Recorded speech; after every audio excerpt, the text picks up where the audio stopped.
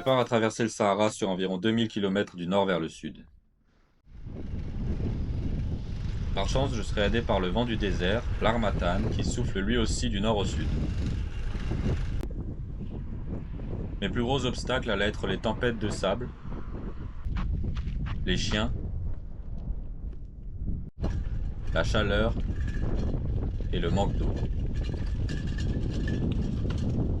Là en face de moi, il y a les dernières montagnes avant le désert du Sahara.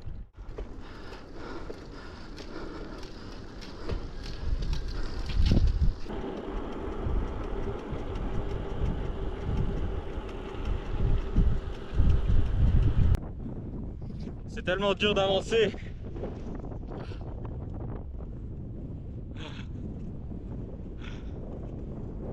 Le sable vient s'infiltrer partout. Je devais nettoyer la transmission de mon vélo tous les jours. Malgré ça, j'arrivais à avancer assez rapidement.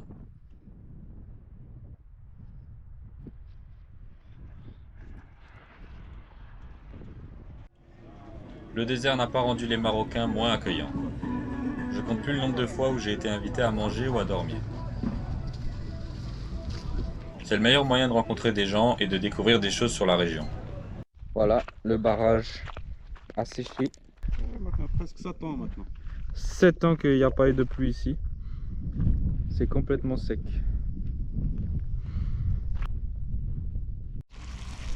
Franchement là, en coin du feu, en train de préparer un délicieux tagine.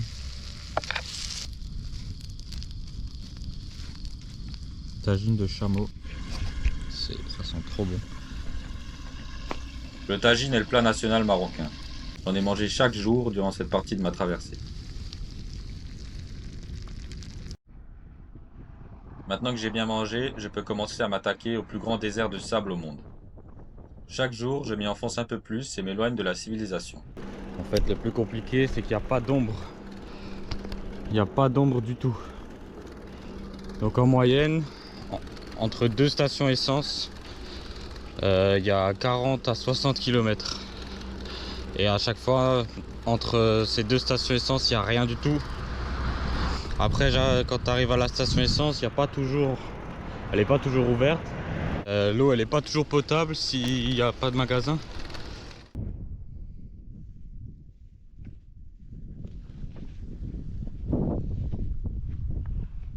Les seules sources d'ombre sont les panneaux.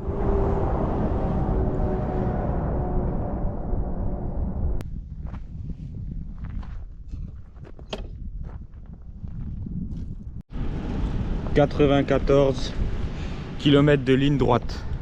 Entendu, c'est un désert, donc c'est très peu densément peuplé. Il y a il y a des villes dans le désert, des villages. Beaucoup dépendent des oasis.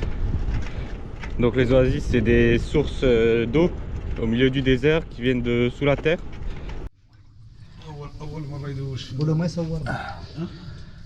C'est de l'eau chaude, c'est thermal et ça traverse tout le désert comme ça dans un souterrain. Ah, ça continue là.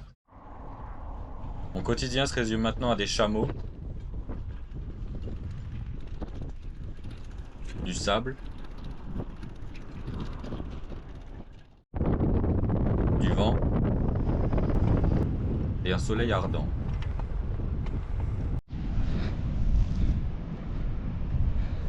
Bon, je vais voir l'océan. C'est un des endroits au monde où le désert rencontre la mer. Maintenant, je suis obligé de vous parler rapidement du contexte géopolitique de la région. Durant la colonisation, le Maroc était divisé en deux. Le nord appartenait à la France et le sud, appelé Sahara occidental, à l'Espagne.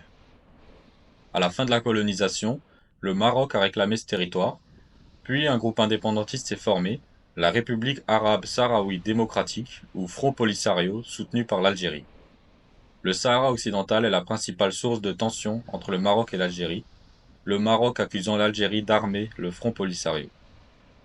Aujourd'hui, les Sahraouis ont leur base à Tindouf, dans le sud de l'Algérie. Moi, c'est surtout cette carte qui m'intéresse, qui montre en rouge la zone actuellement occupée par le Front Polisario, séparé du reste du Maroc par un grand mur de sable, représenté en rose.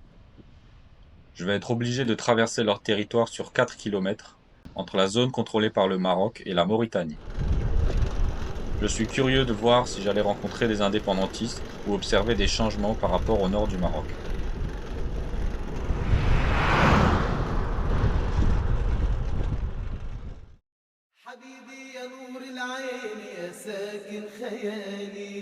عاشق بقالي سنين ولا غيرك في بالي حبيبي يا نور العين يا ساكن خيالي عاشق بقالي سنين ولا غيرك في بالي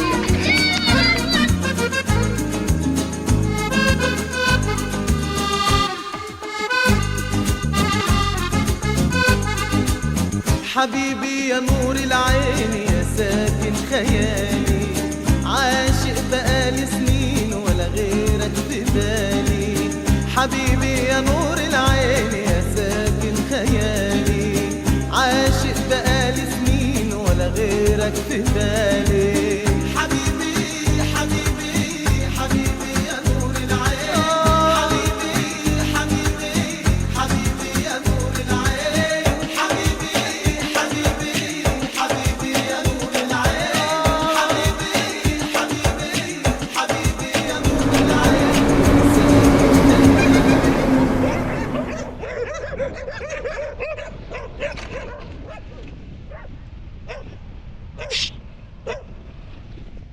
Allez, casse-toi.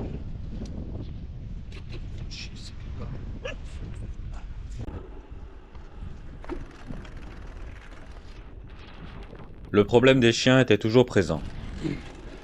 Le chien, il protège son troupeau. Bien son travail là, il m'a fait peur. Putain, je l'ai pas vu. Par contre, c'est bon, le troupeau il est loin. C'étaient plus des chiens errants, mais plutôt des chiens qui gardaient les quelques habitations qu'il y avait le long de la route. Malheureusement, la solution que le gouvernement marocain aurait adoptée pour pallier au problème des chiens était d'en abattre 3 millions d'ici 2030 à l'occasion de la Coupe du Monde. Je vais donc arrêter de me plaindre des chiens.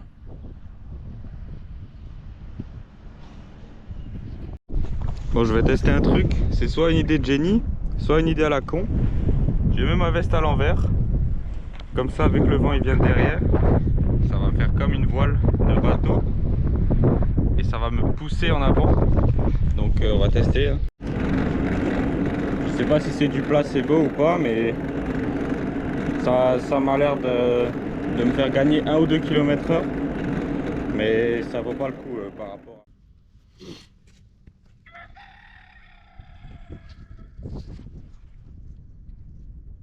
Bon, j'essaye de partir de bon matin maintenant pour éviter le soleil qui brûle ma peau. J'ai les lèvres explosées, j'ai le visage tout rouge. De temps en temps, quand il n'y a pas de village, il y a des petites aires d'autoroute comme ça. Il y a toujours, enfin souvent un gars qui vend du café et de l'eau et de quoi manger. Donc là, je suis posé ici. أشهد Ashhadu أشهد أن لا Allah إله ilaha إلا الله illallah وأشهد wa ashhadu أن anna محمدا Muhammadan رسول الله Rasulullah. الله أكبر Allahu Akbar. الله أكبر Allahu Akbar. الحمد لله. Alhamdulillah.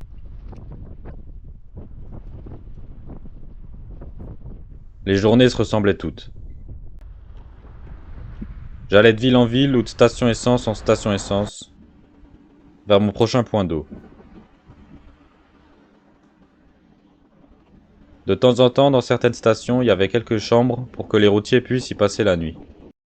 Bon, du coup, la chambre est pas mal, elle est propre en tout cas. Mais le souci, c'est que bon, il n'y a pas d'électricité. Et j'ai payé 10 balles. Ce qui est relativement cher pour une chambre sans douche. Donc bon, je dis il n'y a pas de douche, mais il y a une mosquée. Et donc dès qu'il y a une mosquée au Maroc, on trouve les robinets pour faire les ablutions, je sais plus comment on dit. En gros, avant de prier, il faut se laver avec de l'eau.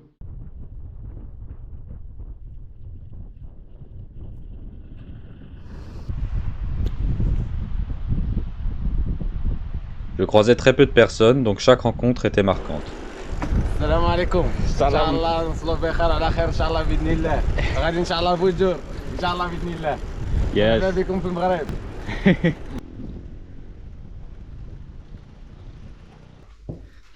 Welcome to Morocco. Welcome to Boujdor.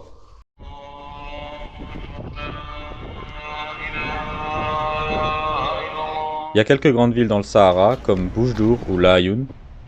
Elles apparaissent sur mon chemin après des dizaines de kilomètres de néant comme des mirages. Au final, j'avais toujours l'impression d'être au Maroc. Les gens se disent marocains et les institutions gouvernementales dépendent du Maroc. Et je n'ai croisé aucun indépendantiste sahraoui. Pas un seul instant, je n'ai eu l'impression d'être dans une zone de conflit ou dans une zone politiquement instable. Traverser cette partie du Sahara fut une aventure incroyable. Le paysage était à la fois toujours le même et toujours différent. Le vent et le soleil rythmaient mes journées. J'ai beaucoup changé pendant ce temps passé seul au milieu de cette étendue de sable. Peu avant d'entrer en Mauritanie, j'ai atteint la ligne des tropiques du Cancer, une ligne parallèle à l'équateur qui délimite la zone tropicale au nord. Je n'ai jamais voyagé aussi loin de toute ma vie.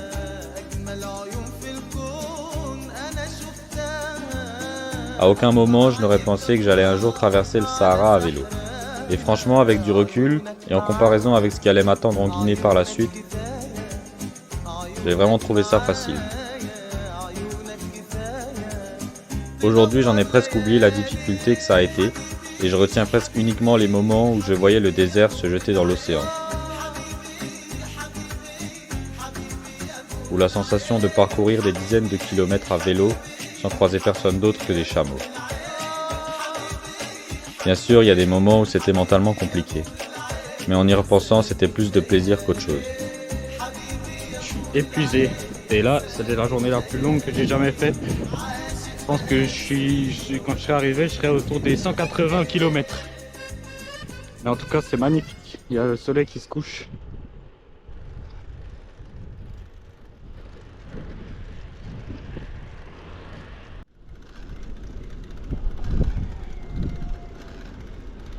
Voilà, je viens de passer Dakhla. Le prochain village, c'est Bir Gandouz. Il est à 160 km. Et entre les deux, il n'y a aucune station essence, il n'y a rien du tout.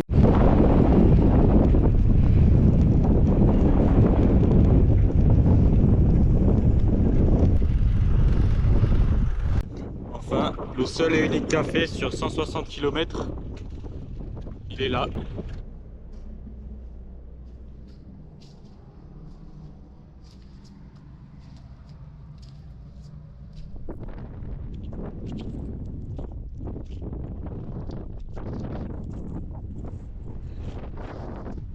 Le Maroc est un pays qui m'a fait découvrir beaucoup de choses, avec ses paysages tellement variés et sa population sympathique.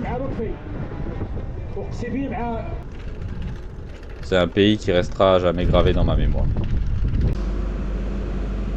Oui, l'offre du mariage pour les couples mariés. Parce que au Maroc, si vous n'êtes pas dans une grande ville, pour loger en tant que couple, il faut être marié dans la même chambre, selon la religion.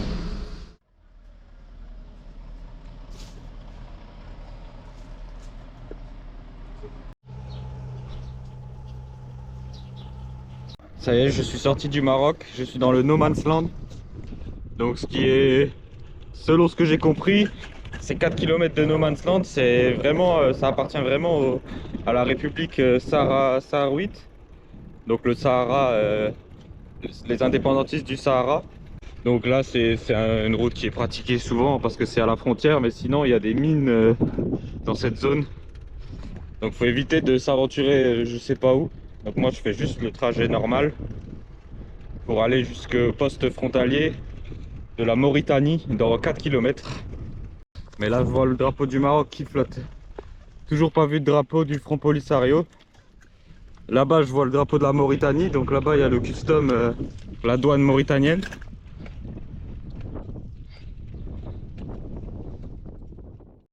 Bon, enfin je suis passé.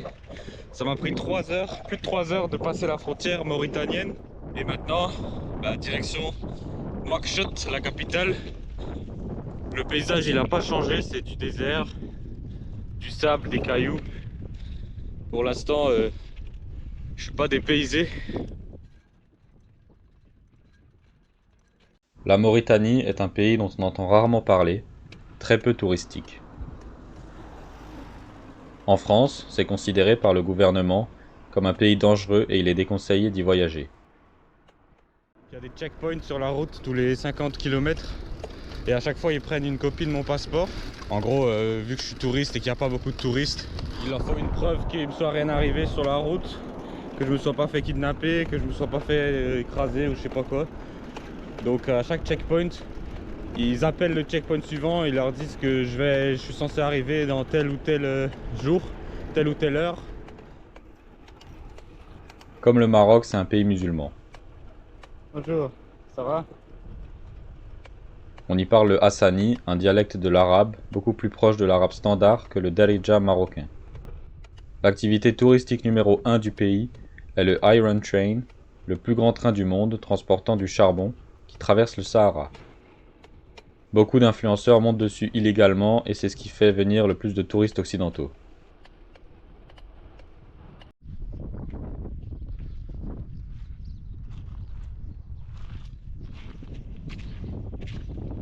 Les villages semblaient beaucoup plus pauvres qu'au sud du Maroc. Là quand même, je suis sur la route principale du pays et il y a très peu de trafic quand même. Il y a une voiture toutes les 5-10 minutes. Je suis quand même tombé sur ce gars qui marche à travers le désert depuis des semaines. Bon courage, Ozine. Yann. Yann, bon courage, Yann. Merci beaucoup. Salah Zijouni. Salah. Salah Zijouni. En avançant vers le sud, je commençais à voir les premiers arbres, m'indiquant que le climat changeait. Même si j'étais toujours dans le désert. Le soleil, il me défonce les mains. Il me défonce les mains.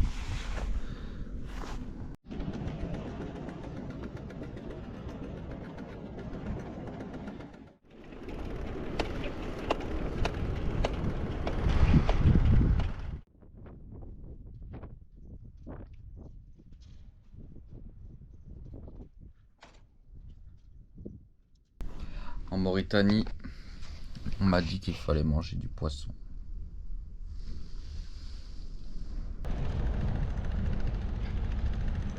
À l'origine, Nouakchott n'est qu'un simple village de pêcheurs.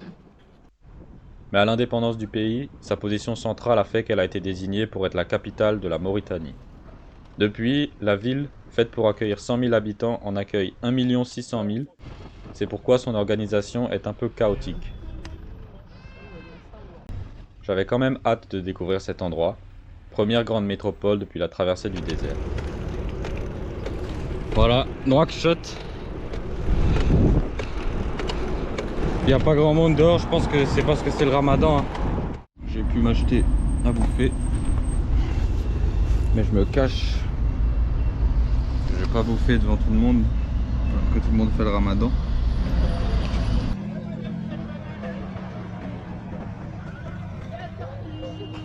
J'ai eu la chance d'avoir été accueilli par Papis, avec qui j'ai pu vivre le début du ramadan, en rompant le jeûne avec sa famille en fin de journée. Le thé a une grande importance dans la culture. Il est servi plusieurs fois pendant le repas et est très fort et très sucré. À Nouakchott, on peut voir le plus grand marché de chameaux d'Afrique.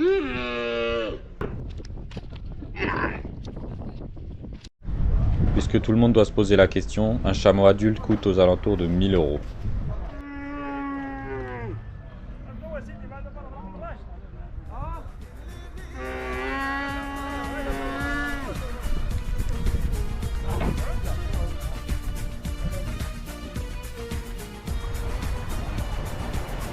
Il y a également le marché de poissons, où on voit tous les pêcheurs partir en bateau.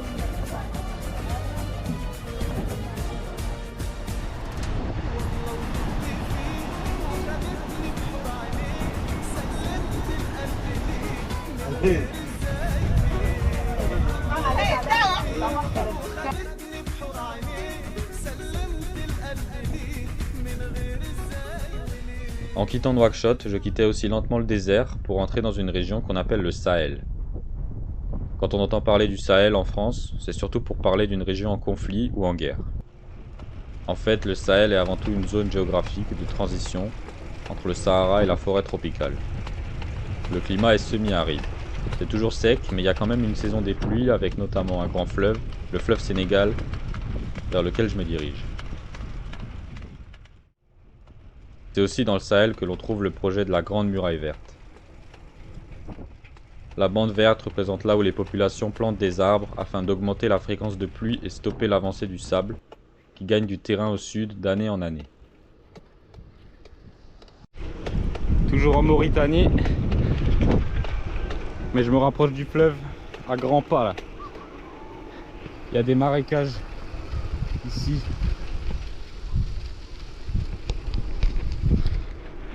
C'est un truc de fou, comme c'est allé vite le changement.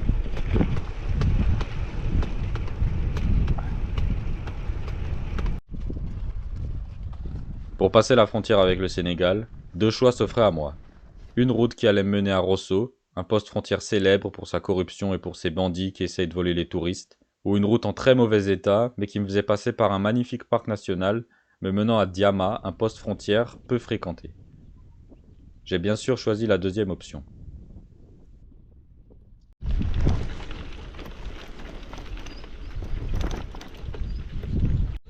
Bon, première grosse galère de vélo sur la roue arrière, rayon pété. Donc ça fait que si je le remplace pas dans pas longtemps, il y a un autre rayon qui va péter, puis un autre, puis un autre. Mais là le truc c'est que j'ai encore 70 bornes à faire. Donc on verra. Bon là je viens de péter une autre chambre à air et en fait je vois que c'est le pneu qui est pété. Et j'ai pas de pneu de rechange, donc je suis obligé de faire du stop. Ce qui me fait vraiment chier. Mais j'ai plus que 25 km avant le Sénégal. Et je rattraperai les 25 km au Sénégal. Je ferai du bonus parce que ça va à l'encontre de mon principe de ne pas faire de stop. Sinon c'est trop facile, mais là j'ai pas le choix, je peux pas avancer. Ou alors je marche et je pousse mon vélo sur 25 km. Je pourrais essayer en vrai. Bon, finalement j'ai décidé de marcher. J'ai fait 2 km en une demi-heure. Donc à ce rythme là j'y suis dans 6 heures. Mais bon, au moins c'est calme, c'est joli.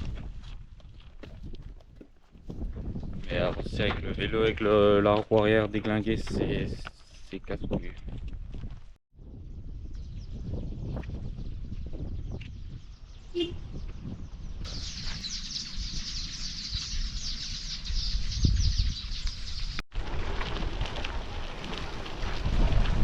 Voilà, je traverse le fleuve Sénégal.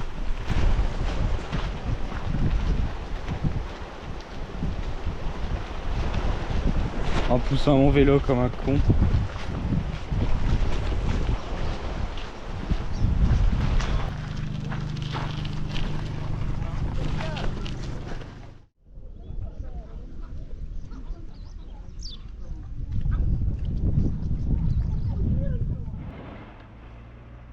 Après ces derniers kilomètres difficiles en Mauritanie, j'étais heureux d'arriver enfin au Sénégal. La première ville, toute proche de la frontière, s'appelle Saint-Louis, à l'embouchure du fleuve Sénégal. J'ai rencontré plein de gens formidables comme Mustapha, qui m'ont tout de suite fait adorer le pays. La différence culturelle après avoir traversé un simple fleuve était impressionnante. Tout était plus coloré, que ce soit les vêtements ou les bâtiments. Le Sénégal est un pays à 90% musulman.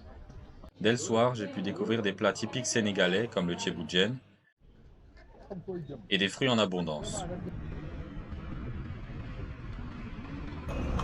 J'ai pu refaire mon vélo à neuf et partir direction Dakar, la capitale du Sénégal.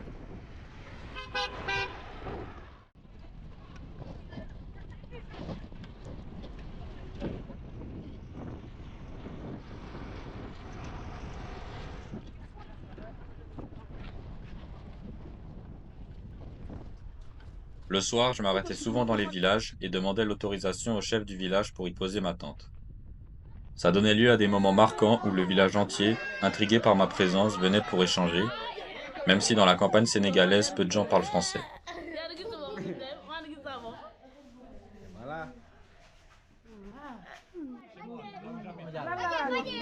Vidéo tout le monde. Vidéo tout le monde. Vidéo tout le monde. Pendant le mois de décembre. Bon, j'ai appris un nouveau mot ici, en Wolof, qui est la langue parlée par tout le monde. C'est Toubab. C'est comme ça qu'ils appellent les blancs. Je lui ai demandé si c'était à mauvaise connotation, mais non, apparemment c'est amical. En allant vers Dakar, j'ai fait un détour vers le lac Rose, un lac qui a malheureusement perdu sa couleur il y a quelques années pour des raisons qu'on ignore.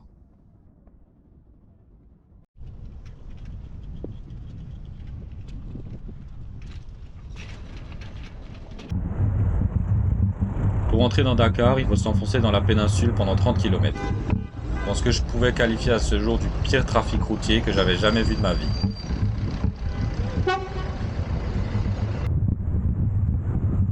Si vous conduisez un jour dans cette partie de l'Afrique, il faut oublier tout ce que vous avez appris en Occident concernant le code de la route.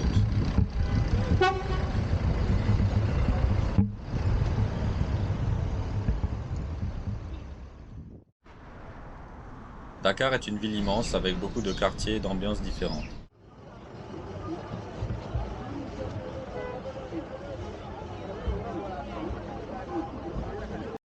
Le plus grand monument d'Afrique. Culturellement, la ville est très intéressante à visiter.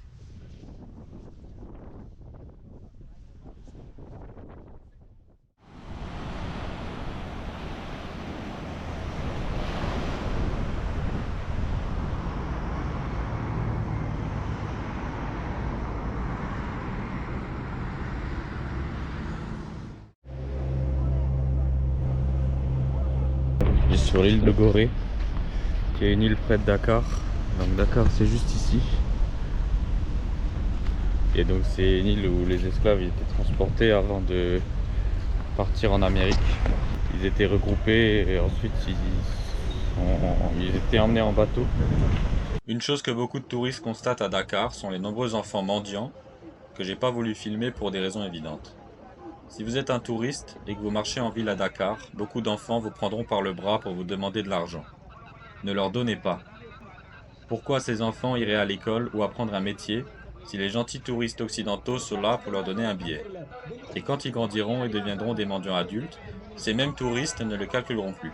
Même si sur le moment vous pouvez avoir mauvaise conscience, ils seront juste encouragés par leurs parents à faire la manche tant que ça rapportera suffisamment. Ça fait partie des dilemmes moraux du voyage en Afrique. Bon, ça y est, je suis arrivé à Dakar. Et comme la première fois, c'est là que j'étais censé m'arrêter, mais je vais continuer.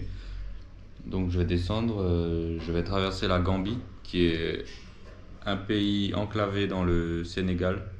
Et on parle anglais. Et en fait, c'est un pays assez unique parce que ça suit juste le cours d'un fleuve, donc le fleuve Gambie. Et passé ce fleuve, il y a donc la Casamance. Et là, donc on rentre vraiment, là je quitte le Sahel pour aller dans la jungle tropicale. Je devrais arriver en Guinée-Bissau bientôt et ensuite, en fonction de mon budget et puis du temps, je vais voir si je vais en Guinée-Conakry. Avant d'arriver en Gambie, je fais une escale à Saly, chez mon ami Alexis, cette ville très prisée par les touristes français.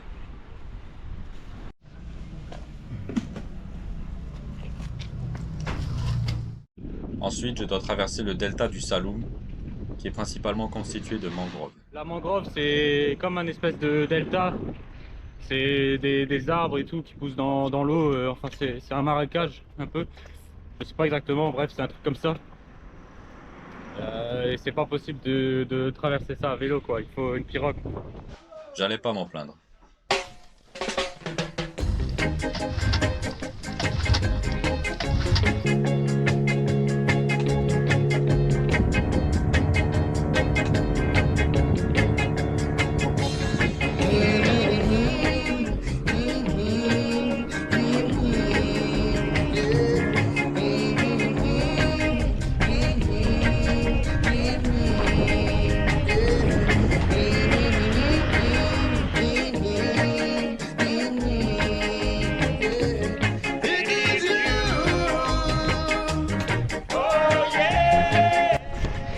On va attendre.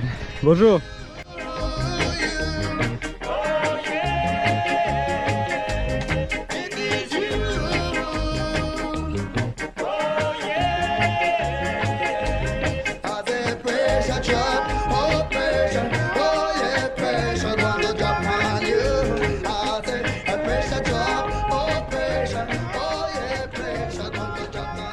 À la frontière de la Gambie, le douanier a refusé de me laisser rentrer si je lui payais pas de pot de vin. J'ai pu enregistrer l'audio de cet échange avec lui. 2 weeks. 2 weeks. Maximum 2 weeks. 2 weeks. For this time, it's 5,000 CFA. No, it's free. No, it's 5,000 It's CFA. free. No, it's free. No, it's not free. For this time, no visa is free. Visa is free. Stamp is free too. I can call the embassy. I know it's free. Where are you going? I go to Casamance. Huh? Casamance. Casamance. I stay in Gambia 2 weeks. You stay in Gambia 2 Yes. weeks. You pay 5,000 CFA, huh? Why? Why? My boss tell you, you ask the same question. It's free, so I know. Okay, he said free, go. I will call the ambassador. I know it's free. I come from the bicycle. I was in Mauritania. I know it's free, man. I can wait for long. I don't have a... You know me, I cannot travel to France without visa. It's not my And it's fault. your, listen to me, and it's your rules and regulations, it's your country law. And I am not My law here, deciding. listen to me, my law here, you are free visa. Yeah. But the entry stamp, you have to pay for that. I can call the ambassador then. It's left to you. I don't have- Here is not France.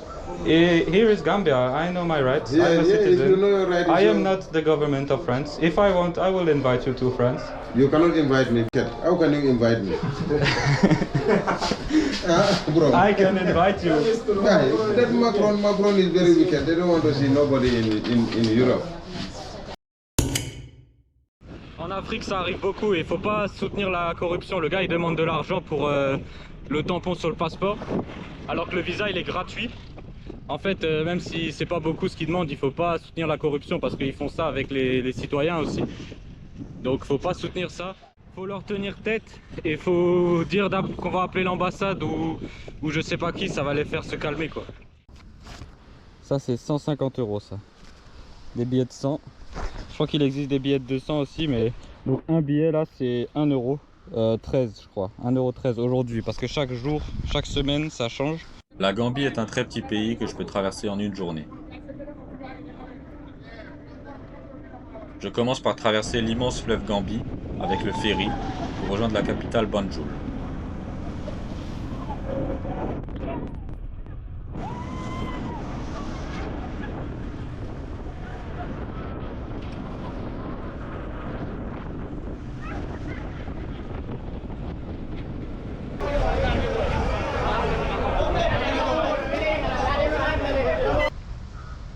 La Gambie marque le moment où je quitte le Sahel pour rentrer dans le climat tropical.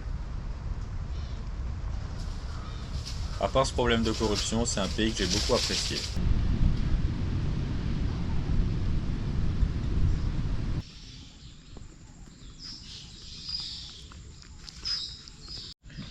The Gambian Mafia. La culture est assez similaire au Sénégal, mais aussi unique, avec des influences et une ambiance un peu jamaïcaine, tout en étant un pays musulman. Ok, aujourd'hui, direction Casamance. Je quitte la Gambie pour retourner au Sénégal. La Casamance, c'est une région du Sénégal qui est séparée de Dakar. Ils voulaient leur indépendance. Encore une fois, ça vient du fleuve Casamance que je vais traverser aujourd'hui. Donc tout le temps des fleuves qui donnent leur nom.